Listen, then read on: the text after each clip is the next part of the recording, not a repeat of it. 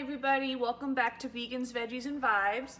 My name is Amarais, and today we're going to be making sweet potato gnocchi. So the first thing we're going to do is grab our sweet potato and cut it in half. Because a whole sweet potato is going to make a lot more pasta than we need for one serving. And the next thing we're going to do is chop it up. The sweet potato is going to be inside of the gnocchi, and so if you don't want the texture of the skin, you can peel it.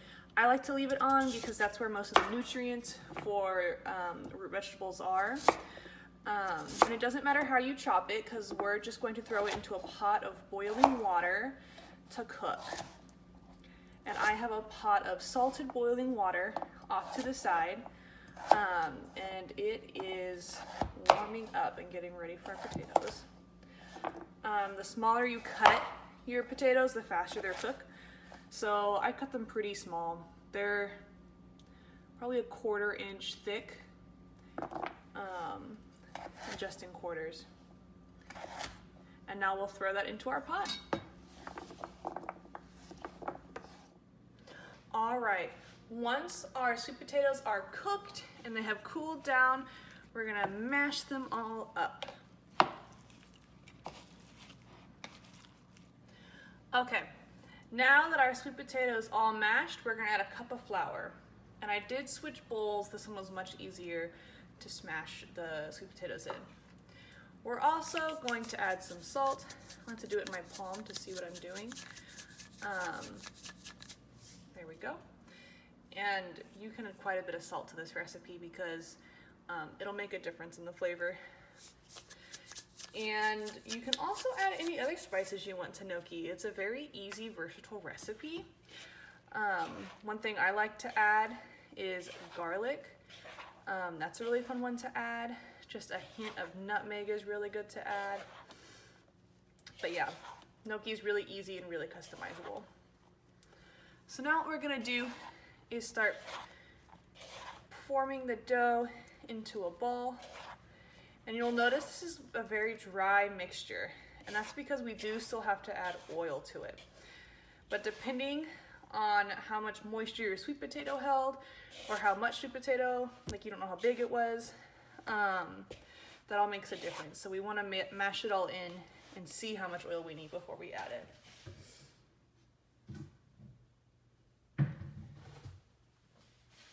Mine does look like it needs a little bit of oil, so I'm going to put in about a tablespoon's worth to start with to mix it in. Most gnocchis are made with an egg, but because we have all the starch from the potato and the help of the oil, you don't necessarily need an egg in this pasta. It's really easy to do without, and it doesn't change the flavor or the consistency very much. I'm just kneading the dough.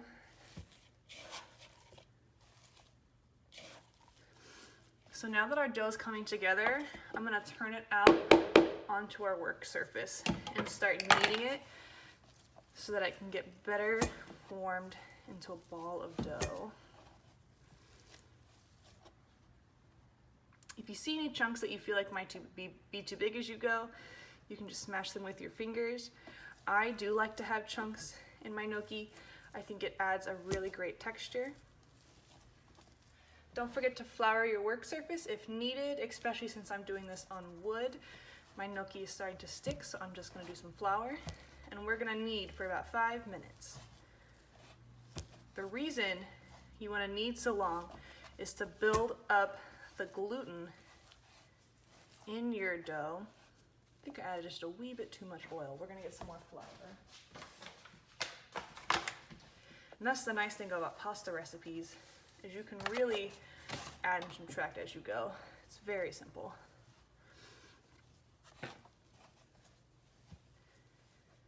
But we're gonna need to build up the gluten, which gives it that nice chew that pasta has, that nice bite. So as you can see right now, you can see my dough is still kind of lumpy and very soft. And so we want to keep kneading it until it's a little bit smoother. And when I say lumpy, I'm not talking about all the lumps of sweet potato. I'm talking about the texture of the actual dough. All right, it's been about 5 minutes and you can see the dough has a much smoother texture. So we're just gonna plop that down on our work surface, cover with a bowl, and we're gonna let that sit for 30 minutes to let the dough relax. See you in 30. So now that my gnocchi dough is resting, I'm gonna start making my sauce. So the first thing I'm going to do is saute some mushrooms and some onions together over medium-high heat until the mushrooms are nice and soft and the onions are translucent.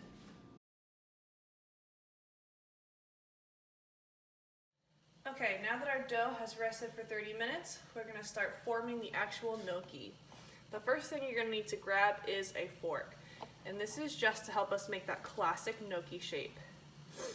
And while you're making it, you're gonna wanna make sure that you already have water boiling on the stove, ready for you to throw your gnocchi right in. So the first thing we're gonna do is roll out some dough. And we only need it to be about 1/4 inch wide. So you can squish it out a little bit, roll it, because your gnocchi are going to inflate in the water, so you don't want to make them too big to start. And then we're going to start cutting them. And if yours is really thick, you can cut them small like that. And we're going to make these little pillows. And once you have all your little pillows cut, what we're going to do is take them, roll them into a ball, put them on your fork, and just kind of press on it with your thumb. And it forms this little bite-sized guy. And then all you do is plop them in your boiling water, and once they start to float, that's how you know that they're done. So here's another example. We're gonna take our fork, press our gnocchi, take our fork, press our gnocchi dough in, and then just roll. I'm not amazing at this process, but it takes practice. It's a little tedious, but all those little ridges in your gnocchi are gonna add texture for the sauce, to pick up the sauce, and make it just look really, really impressive. So have fun with it, boil them all, and we'll be back in a sec. All right, so as you're cooking your gnocchi, they should be floating up to the top, and that's how you know to take them out. They'll also be changing colors a little bit. As you take them out, grab them with a slotted spoon. This is the one that I was using, and just dump them right in. You don't have to worry about draining them like too properly, because you do want a little bit of that pasta water to get into your sauce. And we're just gonna coat all of this.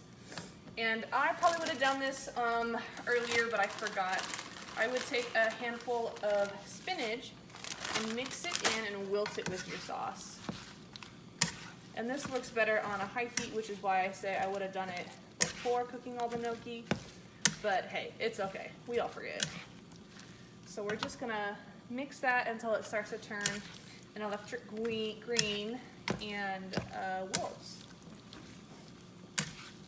Also at this point, if you're noticing that your sauce is too thick, you can always continue adding some of your pasta water. That pasta water has all of the good starch and gluten from your pasta that was cooking.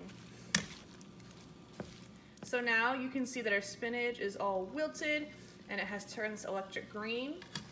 My pasta sauce is still a little bit thick, so I think I'm just gonna scoop out a wee bit of pasta sauce and throw that on and give it a good mix, and that will loosen up your sauce and make it a little runnier.